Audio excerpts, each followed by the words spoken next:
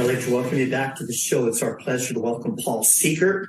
He is an expert in healthcare. He can teach businesses how to change the way they're managing their second largest expense and actually get them a better plan at a reduced cost for their employees.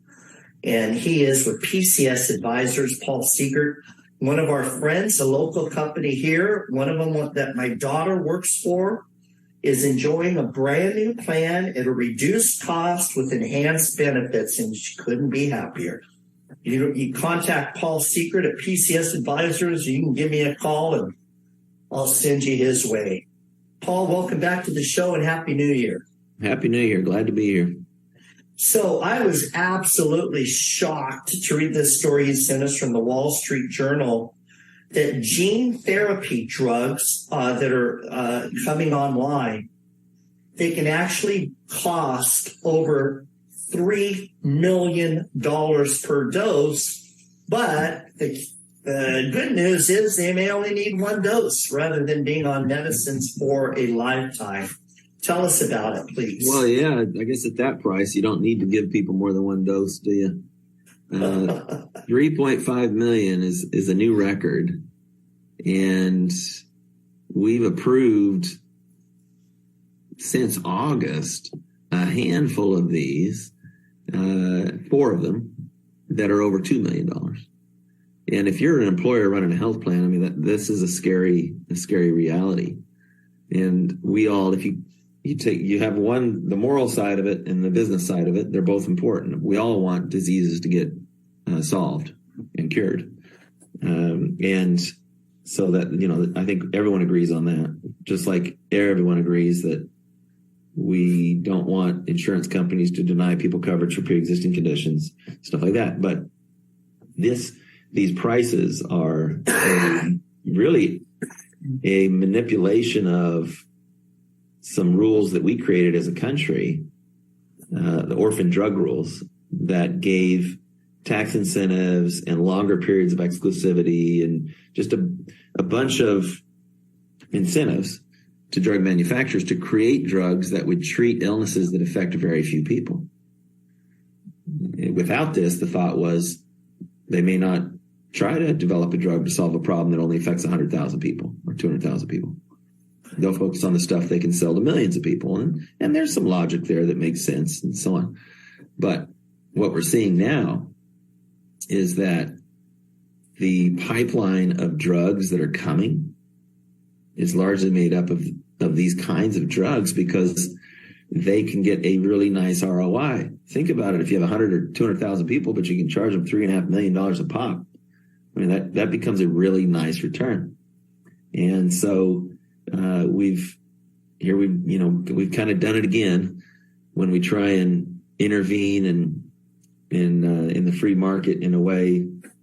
There's always unintended consequences, Okay. Guide rails, but Lordy, this is something else.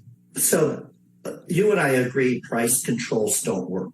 However, Is there any rationale of how much it costs to develop versus what they're able or willing or decide to charge? Like, for instance, you mentioned that, there's 6,000 in this article, some 6,000 people have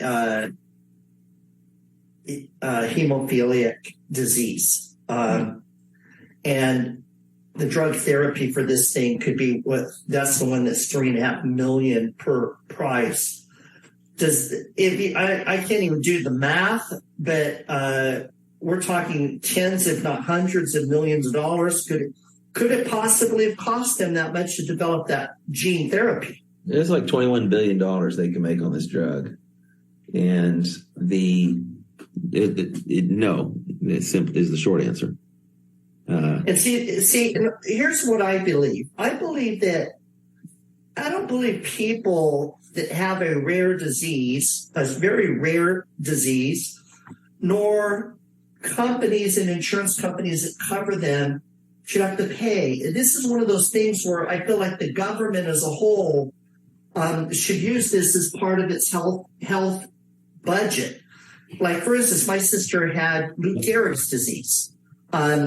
There's no cure for it. She was, in fact, part of an experimental drug treatment or device treatment.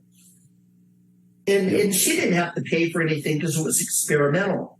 But that's one of those things where I wish the government, like if it's something super rare and deadly and somebody comes up with something, then they ought to be able to negotiate with the government what is a reasonable return on the investment. But that begs another question here. Years ago, California approved a tax of some sort on gene therapy development. And we've never heard anything. I mean, they've gotten billions of dollars. And there's a part of me that says, did anything ever come out of that? And if it did, should they be able to charge if, in fact, the government paid them for the cost of the research? Yeah, I'm not an expert on that particular law that happened in California, but I can say there's a couple of thoughts that I have around this one. One is it's another unintended consequence of the Affordable Care Act, believe it or not, because the part of it that sounded really good when they sold it to us was that, hey, there will be no lifetime limits on the cost of healthcare. So whereas before it might be that with a certain insurer, if you had a health insurance policy with them, there might be a cap, $1 million, $2 million, whatever. But that actually was its own form of control on healthcare, because you didn't see hospitals sending out a bill for $2 million when the cap was $1 million, because they figured, well, there's no way I'll collect on that. So it was a governing factor. And the same thing with these drugs. It used to be you'd never see a drug come out that was over $100,000, $200,000. And now we've added a zero. And it's like no big deal because, hey, we got insurance and there's no cap. They see that. They're absolutely taking advantage of that. So that to me is an issue. And it also points to the fact that here we go again as American consumers, shouldering 80% of global profits for big pharma. That's not reasonable.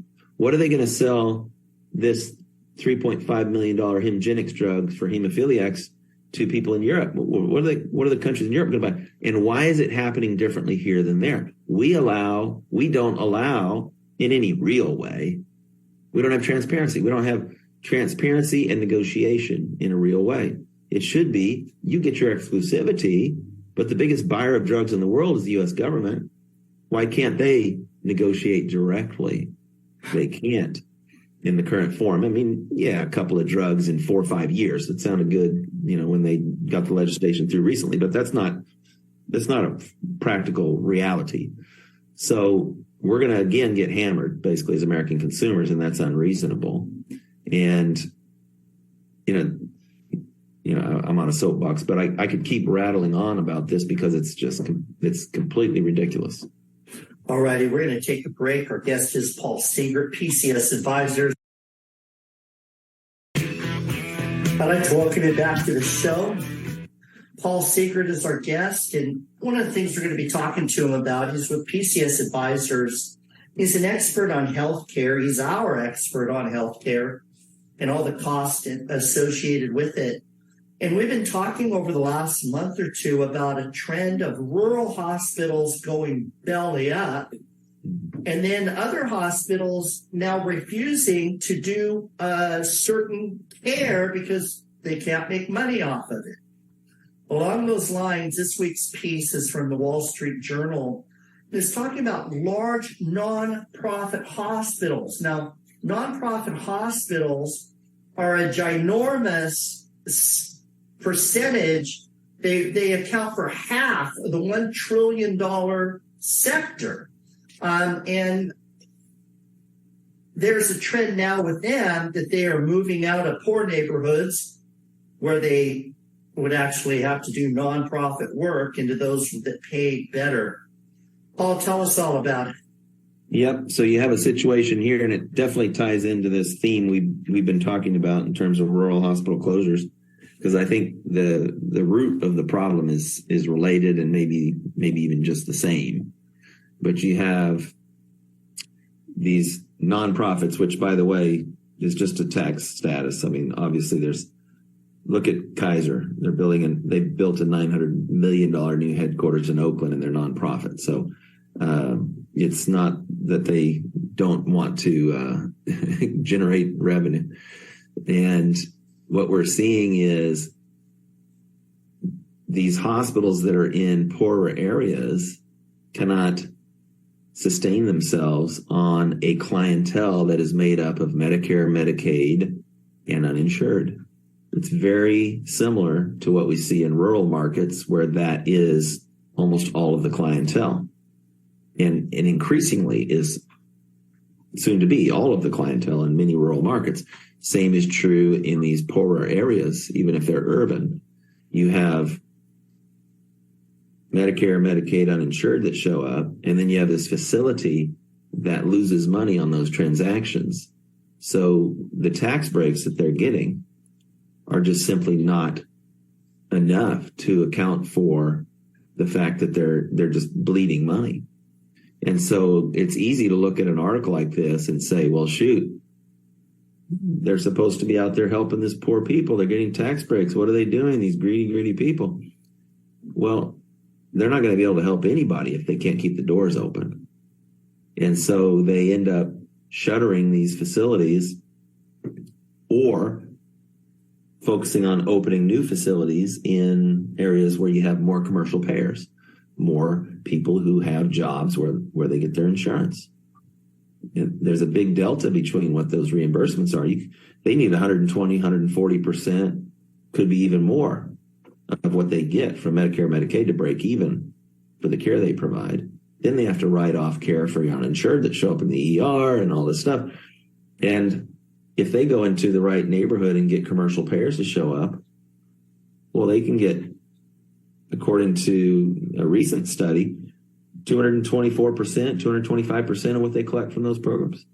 And I think that's low in lots of markets. Let me tell you what a wild card is that I never hear anybody to talk about, at least not in the national media. So then it makes me wonder, to what degree is this a California problem? So Santa Barbara County, I serve as a government watchdog for Santa Barbara County. It's got at least a dozen local healthcare clinics scattered throughout the county, and it has an OBGYN center. And at one time, they were delivering up to 40 or 50% of all the babies at taxpayer expense. So they are diverting. Now some of those people end up getting referred to the two big hospitals in our region, or Dignity Health in Santa Maria and Cottage Health in Santa Barbara. Some of the people can eventually be diverted or referred out, but the taxpayers, and I always thought, this was always my argument, if somebody with Obamacare or private insurance shouldn't be going there at all, but we know they do. We know there's fraud going on, because I know people that are employers, and I've heard this story more than once. A man and a woman husband and wife work for the same company. They both have excellent health care plans. But they'll go to the county health care clinic and say they don't have any insurance because they don't want to have to meet the deductible. Right. And they've had all 4 babies at taxpayer expense. Now, that's happening all over the country, I can tell you. So why did that care? To me, it's a duplicative system, because you've already got Obamacare that was supposed to take care of virtually everybody that didn't have regular insurance, besides those on Medicare. It is. And that is a common issue. You have employers that pay for coverage for their employees, and actually they're required to by law, depending on their size. And then you have employees that figure out kind of what are the, I guess you'd call it loopholes, but what are the workarounds so that I don't have to go into my own wallet. And we don't do an at all good job of policing that. So you have employers spending money to have coverage and meet the rules, and then you have employees that go to community health centers, basically federally supported community health centers, where they can get care at no cost and pay zero out of pocket and so on. And it's just. But if everybody was supposed to qualify for Obamacare, why do they still have these? Well, I think that's actually a very good question. And it has to do, they are serving certain groups that maybe don't have coverage. Like, let's say illegal immigrants. I think illegal immigrants, although in California, I wasn't sure that I thought they extended the care at California expense. But overall, nobody should be going there unless they don't qualify for Obamacare and or Medicare, right? And or have private health care. Some people, there's a not a large group of people, but there is a group of people out there who they may get coverage at work for themselves, and then they don't qualify then to go to the exchange and get a subsidy, but their dependents are kind of left out of the system. So there is a kind of a donut hole there of those people. It's a few million nationally, so it's not a large number. Our little air region, I mean, they're spending tens of millions of dollars a year on their